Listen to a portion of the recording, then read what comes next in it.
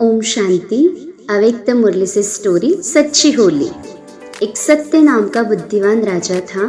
वह शिव का अनन्य भक्त था। उसने शिव का विशाल मंदिर बनाया।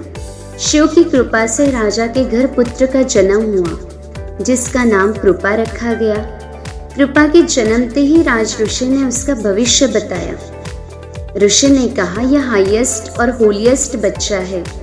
विश्व में इससे हाईएस्ट और होलीएस्ट कोई भी नहीं, क्योंकि ये ऊंचे से उच्च बाप का बच्चा है।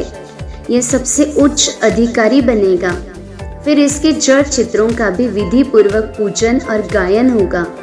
इसका राज्य निर्विघ्न, अखंड और अटल चलेगा। इस विश्व महाराजन की फैमिली भी सबसे श्रेष्ठ होंगी। तो इस तरह कृपा पूरे राज्य में पूज्य रूप में हाईएस्ट और अभी संगम युग पर परमात्मा वैसे का, मिलन का और प्यार का अधिकारी है। कृपा का भविष्य जान राजा सत्य बहुत खुश हुआ। वह कृपा को श्रेष्ठ पालना देने लगा। एक दिन कृपा ने राज ऋषि से पूछा, मैं अपने बाप की पालना का क्या रिटर्न दूं? तो ऋषि बोले, बाप की पालना की रिटर्न है स्व को और सर्व को परिवर्तन करने में सहयोगी बनना।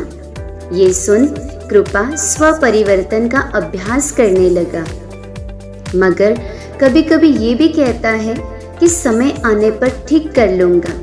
इस पर ऋषि ने समझाया, समय को शिक्षक बनाने की जगह बाप को शिक्षक बनाने वाले मास्टर रचयिता बनो। कृपा ऋषि की बात समझ गया और राजा के कहे अनुसार ज्ञानयोग के साथ मंदिर में सेवा करने लगा। एक दिन सेवा करते करते कृपा थक गया और खुद को अकेला महसूस करने लगा। तो राजा बोले, जब सेवा में बिजी हो जाते हो तो परमात्मा साथ भूल जाता है, तो साथ नहीं छोड़ो। अपने अधिकार और प्रेम की सूक्ष्म रस्सी से बांध कर रखो और संगम युग के सुख और प्राप्ति को इमर्ज रखो। इमर्ज रूप का नशा, शक्ति, सहयोग, सफलता बहुत बड़ी है। कुछ दिनों बाद होली आई। कृपा ने अच्छी सेवा की। राजा ने कृपा को होलीएस्ट का टाइटल दिया और कहा, सेवा की नींव पवित्रता है और सेवा को जमा करने की विधि है मनसा वाचा कर्मणा पवित्रता। इसी तरह होली का अर्थ ही है पवित्रता।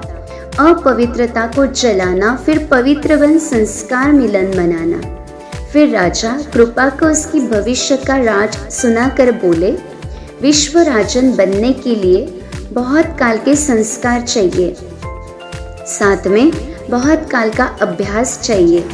राजा बोले, जैसे तुम्हारे जड़ चित्र सजे सजाए होंगे, वैसे मैं भी तुम्हें चैतन्य में संस्कारों, गुणों से भरपूर शक्तियों से सजा देखना चाहता हूँ।